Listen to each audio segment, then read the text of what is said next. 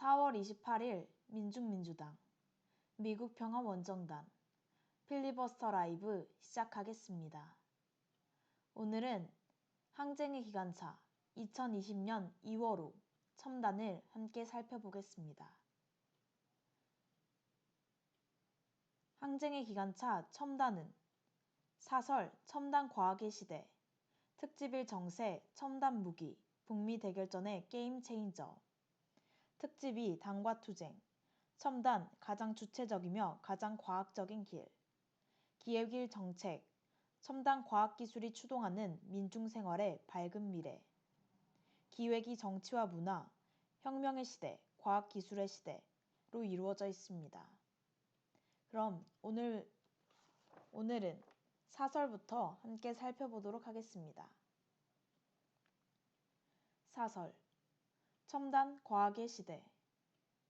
현 시대는 혁명의 시대면서도 과학의 시대다. 피억압, 피착취 민중이 역사의 무대의 주인으로 등장해 자주적으로, 창조적으로 자기 운명을 개척하는 시대면서도 과학기술의 힘에 의해 가속적으로 발전하는 시대다.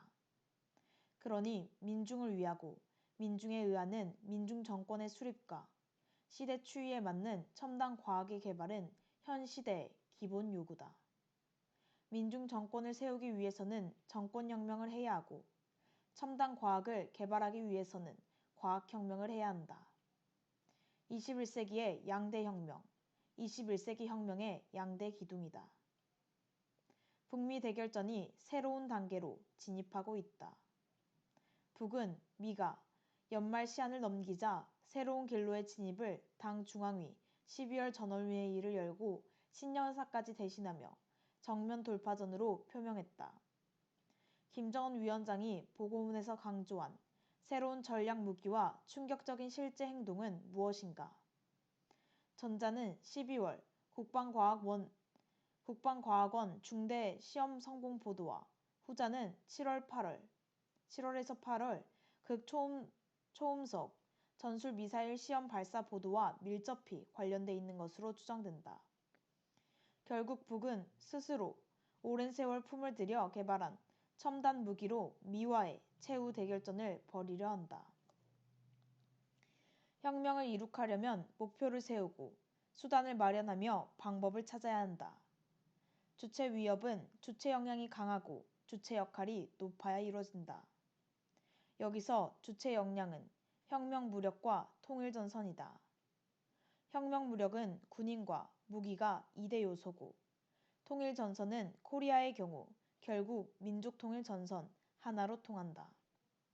주지하다시피 현대전에서 군인의 정치사상, 군사기술, 체력적 준비도 중요하지만 무기의 위력이 갈수록 더욱 중요해지고 있다. 북도 고난의 행군 때와 달리 육탄, 작폭 정식보다 핵, 미사일 개발에 필요한 과학기술을 훨씬 더 강조하고 있다. 북미 대결전을 분석해보면 군사력 대 군사력, 첨단 무기 대 첨단 무기의 대결이며 북의 첨단 무기 개발에 김정은 위원장이 결정적 역할을 했다는 사실을 어렵지 않게 확인할 수 있다. 북미 대결전이 남코리아 혁명을 비롯한 동북아 정치 지형과 세계 정세에 미치는 지대한 영향을 감안할 때 북의 첨단 무기 개발 역사는 새롭게 재평가되어야 한다. 제국주의와 맞서는 반제자주 역량에서 반제무장 투쟁력이 차지하는 전략적 지위를 오늘날 누가 부정하겠는가. 반제자주 위협은 평화적으로 이뤄지지 않는다는 이론이 과학이라면 더욱 그렇다.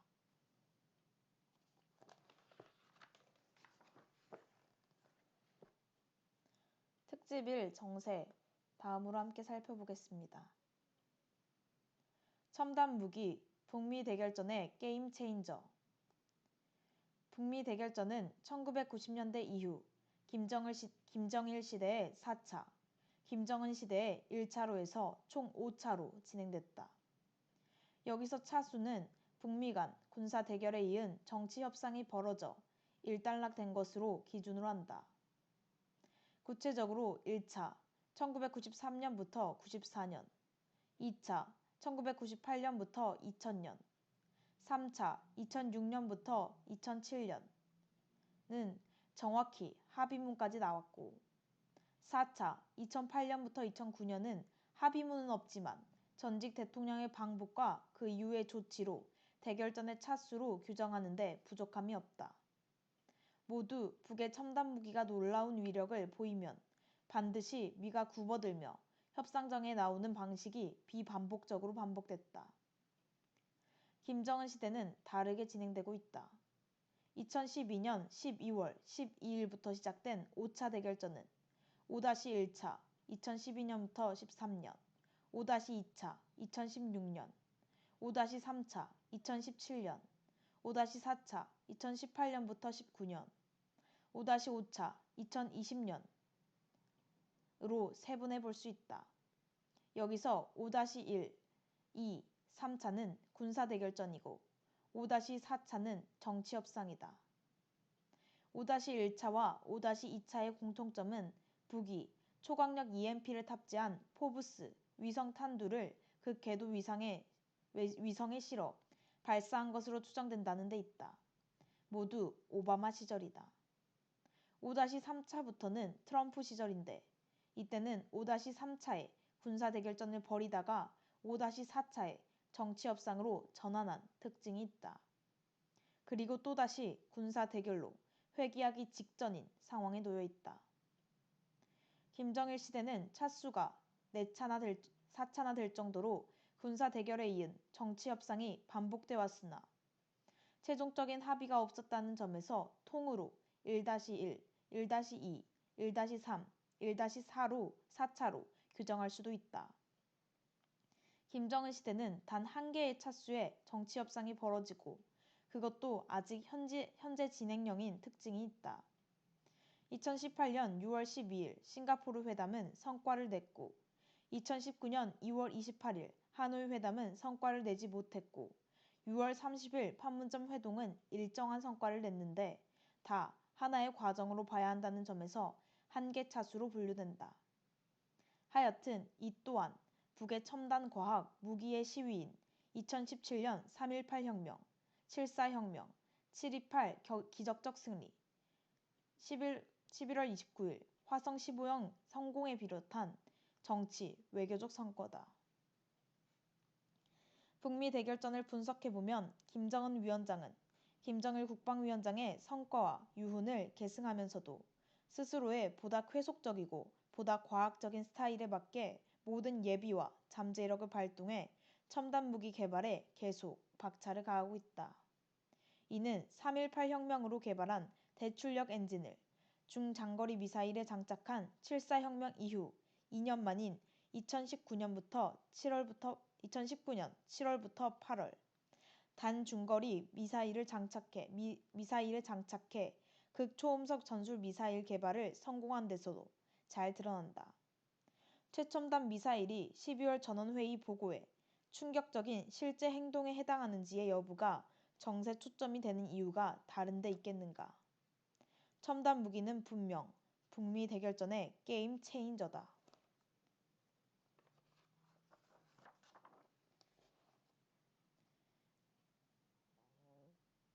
김정일 국방위원장 북의 핵 무장 완수. 코리아전 당시 트루먼 미 대통령과 메가더 미 사령관에 의해 핵무기 사용이 검토됐다. 전쟁 후에도 아이젠하워 미 대통령이나 미 합창의장이 전술핵 사용 가능성에 대해 언급했다. 1955년 북은 원자력 연구소를 설치해 연구 개발에 착수했다. 1945년 이미 핵무기를 보유한 미는 이래 원자폭탄을 사용했다. 1949년 소련, 1952년 영국, 1960년 프랑스, 1964년 중국이 핵시험에 성공했다. 미, 소, 영, 프, 중 5개국은 1970년 발효된 NPT, 핵 확산 금지 조약이 인정하는 핵 보유국들이다. 이 외에 이스라엘, 인도, 파키스탄과 북을 사실상의 핵무기 보유국으로 본다. 기술적으로 핵 보유국은 보통 착수 7에서 10년 사이에 핵 개발에 성공하고 이후 2에서 3년 내에 수소탄 개발에 성공해왔다. 김정일 국방위원장은 1960년대 초 대학 시절부터 핵 물리학에 깊은 관심을 가졌다. 이는 김일성 주석의 의중을 반영한 중요한 사실이다. 항일 무장투쟁과 코리아 전쟁을 거쳐온 북은 철저히 자주, 자립, 자위의 노선을 견지해야 했다. 1962년 10월 카리브해 위기는 이 노선의 의의를 더욱 뚜렷이 확증해줬다. 1962년 12월 조선노동당 4기 5차 전원회의에서 경제국방, 건설 병진 노선을 채택했다. 당시 북의 국방 건설에 대한 구체적 내용은 알려지지 않았다. 다만 북은 이를 위해 1961년 4차 당대회에서 계획된 인민경제발전 7개년 계획을 3년 연장했다. 1970년대 북은 남아공에 핵무기를 수출해 핵무장 사실을 서방에 드러낸 것으로 알려졌다. 1998년 5월 30일 파키스탄의 지하 핵시험에 북이 참가했다고 알려졌다. 북내에서의 첫 핵시험은 2006년 10월에 이루어졌다. 1994년 제네바 기본합의가 사실상 파기되자 북은 2003년 1월 NPT 탈퇴 유예를 중지한다고 선언했다. 2005년 2월 북은 핵 보유 선언을 하고 2005년 9월 9.19 공동성명에 합의했다. 허나 그 뒤 합의에 의거한 뚜렷한 성과가 없었다. 북은 2006년 10월 핵시험을 성공적으로 진행했다고 공식 보도했다. 2006년 12월 1년여 만에 6자 회담이 재개돼 2007년 미와 2.13 조치를 합의했다. 이후 회담은 미의 BDA 북자금 동결이라는 곡절을 딛고 공약 대공약, 행동 대행동의 원칙에 따라 2008년 10월 미는 대북 테러 지원국 지정 해제 절차에 착수했고 그에 상응해 북은 영변 원자로 냉각탑을 폭파했다. 2008년 12월 6자 수석 대표 회동에서 북 핵 검증에 정서 채택에 실패하자 회담은 종결되고 2009년 5월 북은 2차 핵시험을 강행한다. 2010년 5월 북은 우리식의 독특한 열핵 반응 장치를 설계 제작했다며 자체 기술로 수소탄 기술인 핵 융합 반응의 성공 사실을 보도했다. 1989년 5월 상온 핵 융합에 성공했다고 보도한 뒤 20년 만에 새 핵 융합 기술의 성공을 발표한 북은 2015년 핵 융합 발전소를 건설한다고 알려졌다. 1950년부터 60년대에 시작된 북의 핵 기술 개발은 정치, 군사 강국의 상징만이 아니라 경제 강국 건설에서도 중요한 동력이 되고 있다.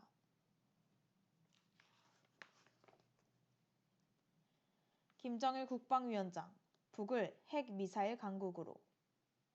핵 강국에게 운송수단인 미사일의 개발이 필수다. 1968년 1월 북이 영해를 침범한 미 정찰함 푸에블로호를 납포하자 미는 항공모함 3척을 비롯한 전함과 각종 전투기 폭격기를 출동시켰다. 당시 북의 지대공 로켓 공개로 결국 미군의 공격 계획은 취소됐다. 자칫 베트남에서의 전쟁이 코리아 반도로 확대될 수 있는 일촉즉발의 순간이었다. 북에게는 미사일, 핵이야말로 국방의 힘이며 평화를 지키는 동력이라는 사실을 재확인해줬다. 당시 공개된 첨단 무력은 김정일 청년 지도자에 의해 만들어진 것이다. 1982년 6월 12일 삼지연에서 조선노동당 중앙군사위원회가 소집돼 김정일 후계자의 영군 체계가 확립됐다. 김일성 주석은 1930년대나 1950년대와는 달리 군사과학기술이 고도로 발전한 시대인 것만큼 현 시대의 발전 추세와 군사사업에 정통하고 무비의 담력과 천재적 예지, 세련된 영군수를 겸비한 김정일 동지의 영군체계를 새로운 높은 단계에서 세우는 것이 너무나도 당연하다며 회의에서 김정일 후계자의 유일적 영군체계가 실현되도록 새롭게 규정했다. 1970년대 핵미사일 기술 개발에서의 경이적인 업적이 반영됐으리라 추정된다. 이후 김정일 후계자는 1991년 12월 24일 조선인민군 최고사령관으로 1993년 4월 9일 조선민주주의인민공화국 국방위원장으로 추대된다. 1992년 IAEA 핵사찰 협상과 남북 고위급 회담으로 팀 스프릿 미남 합동군사연습이 일시 중단됐으나 1993년 팀 스프리트 연습이 재개됐다. 김정일 후계자가 최고사령관으로 추대된 뒤 첫 팀 스프리트 연습이었고 당시 북에게 북침 핵전쟁 연습으로 인식되고 있었다. 1993년 3월 8일 김정일 최고사령관은 3월 9일 팀 스프리트 연습에 대비해 준전시 상태를 선포했고 북은 나흘 뒤인 3월 12일 NPT 탈퇴를 선언했다. 이런 긴장 속에서 1993년 5월 29일 북은 사거리 3,000km의 중장거리 탄도미사일을 시험 발사했다. 그 뒤 6월 2일 북미 고위급 회담이 열리고 6월 11일 북미 공동성명이 채택됐다. 군사전략상으로든 공개정보 분석으로든 북의 미사일 개발 수준은 공개된 것의 두세 단계 위로 봐야 한다. 1993년 3,000km급 미사일의 공개는 이미 그때 1998년 8월 31일 인공위성 광명성 1호를 쏘아올린 백두산급 미사일의 보유를 추정케 한다.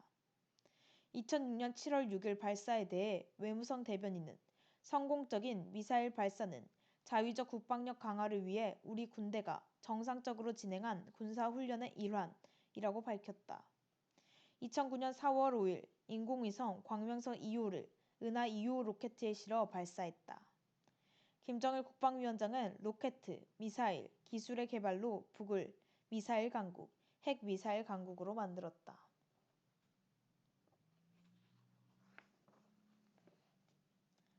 김정은 위원장 3.18 혁명으로 최첨단 돌파. 북은 동창리 서해 위성 발사장에서는 주로 극궤도 위성을 쏘아올린다. 북의 발표에 따르면 발사장은 2009년 4월에 완공됐으며 외부 언론에 의하면 2000년대 초부터 건설해온 것으로 알려졌다. 발사장에서는 ICBM 엔진 시험을 해오다가 2011년 미사일 발사대가 등장하면서 2012년 김일성 주석 탄생 100돌 기념 인공위성 발사가 예견됐다. 100돌을 맞이하는 북의 기세는 강력했다. 김정일 국방위원장은 함경난도 현지 지도에 이어 자강도 현지 지도에 나서다 열차에서 순직했다. 김정은 후계자는 최고사령관 제1비서의 지위로 북을 이끈다.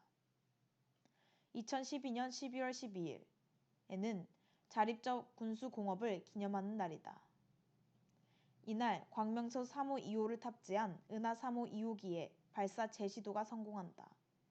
극궤도 위성이 안착했다는 보도가 극적으로 발표되고 각종 축하 행사들이 개최된다.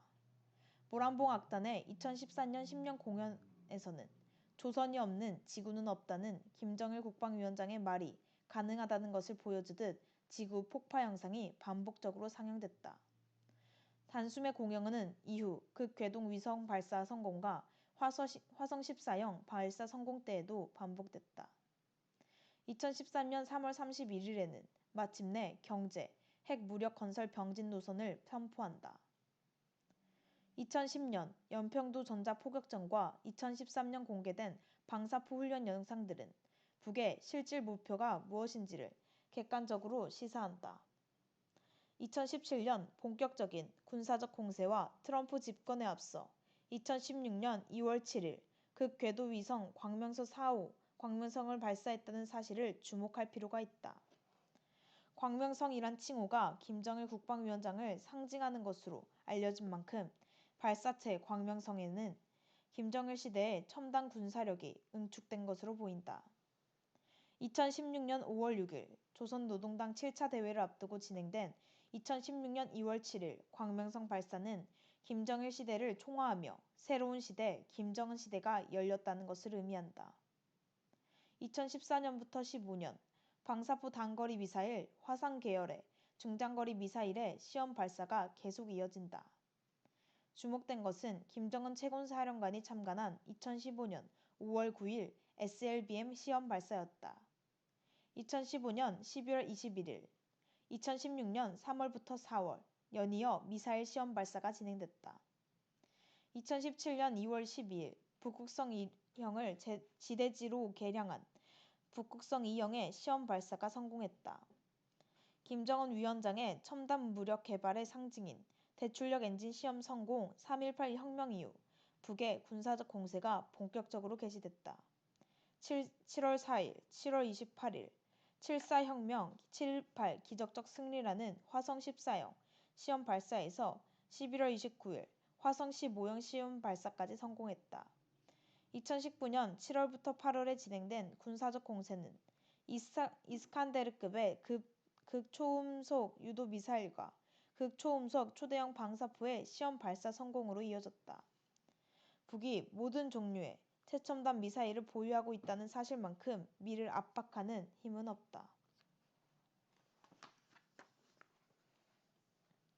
김정은 위원장 정면 돌파전 선언. 북미 대결전의 공개 쟁점은 비핵화다. 이에 대한 보도를 종합해보면 북 보유로 추정되는 핵탄두 20에서 30개를 반출해 해체하는 것을 의미한다. 이를 위한 핵 동결로 영변 핵시설을 폐쇄한다는 것이 2019년 2월 하노이 회담에서의 핵심 의제였고 다른 핵시설까지 언급하며 파탄낸 것이 트럼프였다. 이제 북은 유엔 제재와 핵시설을 바꾸는 협상은 하지 않겠다고 밝히고 있다. 2005년 2월 핵 보유 선언을 한 후 김정일 국방위원장 시대에 2006년 10월 9일, 2009년 5월 25일 총 2차례 김정은 위원장 시대에 2013년 2월 12일, 2016년 1월 6일부터 9월 9일, 2017년 9월 3일 총 4차례의 공식적인 핵시험이 있었다. 북은 2016년부터 3차례의 핵시험 중 2차례는 수소탄 시험, 1차례는 핵탄두 시험이라고 발표했다. 2006년 1차 때부터 북의 핵시험은 방사능 거출이 거의 되지 않은 이유로 들어보니 중선자탄 또는 EMP탄으로 충전된다. 2017년 9월 3일 조선중앙통신은 보도에서 ICBM 장착용 수소탄이 전략적 목적에 따라 고공에서 폭발시켜 광대한 지역에 대한 초강력 EMP 공격까지가 할 수 있다는 기능화된 열핵 전투부라고 콕 집어 설명했다. 초강력 EMP가 터질 경우 뉴욕, 워싱턴 DC를 비롯 미 본토가 완전 마비될 것이라는 우려가 현실화되고 있는 것이다. 서방에서는 2016년 핵시험까지는 수소탄 시험이 아니라고 주장했지만 2017년 9월 3일 시험까지 성공하니 수소탄의 무기화를 인정하지 않을 수 없게 됐다. 2018년 6월 싱가포르에서 북은 미와 세계적인 비핵화 협상을 시작했다. 북의 공개된 요구는 북미 수교와 대북 제재 해제다. 군사 의제는 비공개로 넘어갔다고 추정된다. 미의 대북 적대 정책이 북미 수교급으로 전환됐다는 것은 주남미군 철거를 당연히 전제로 해서다. 2019년 2월 하노이 회담의 결렬에도 이러한 북미 협상의 기본 흐름은 2019년 6월 판문점 회동을 거쳐 지금까지 유지되고 있다. 트럼프는 탄핵 정국에서 국방수권법에 동의하고 지난해 말까지는 방북 결단을 내리지 못했다.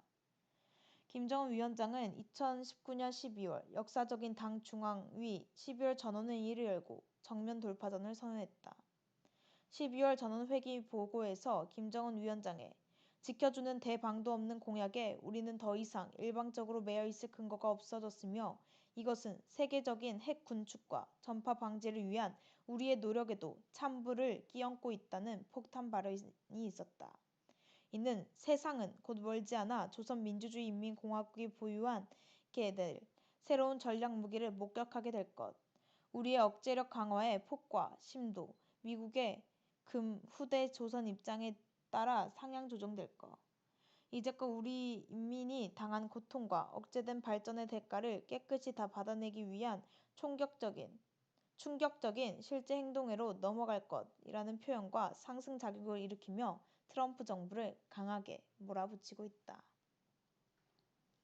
네, 여기까지가 오늘 4월 28일 민중민주당, 미국평화원정단 필리버스터 라이브 내용이었습니다. 북이 이제 21세기에 첨단 과학의 시대를 어떻게 살아왔는지를 역사적으로 살펴보고 또 그 과학의 힘, 결국 무기의 힘, 힘이라는 것이 북미 대결전에 어떠한 영향을 미쳤는지 또 살펴보고 있습니다.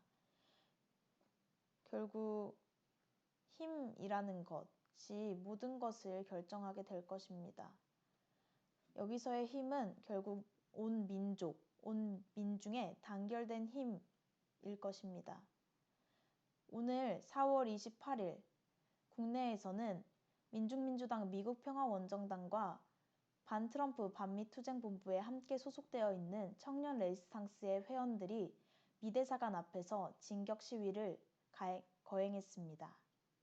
이에 지금 종로소에 수감되어 있다고 합니다.